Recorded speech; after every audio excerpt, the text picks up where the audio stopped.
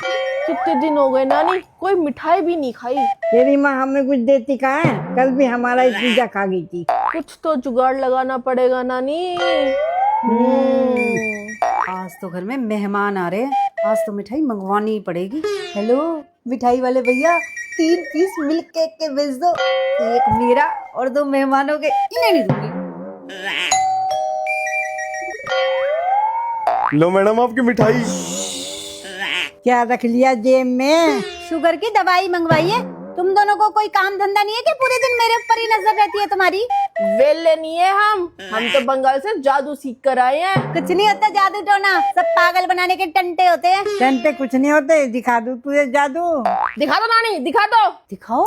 तेरी जेब में शुगर की दवाई पड़ी है ना, अभी उसे मिल्क केक बना दूं। ले ले, तू भी ले ले, शुगर की दवाई तो और आ जाएगी।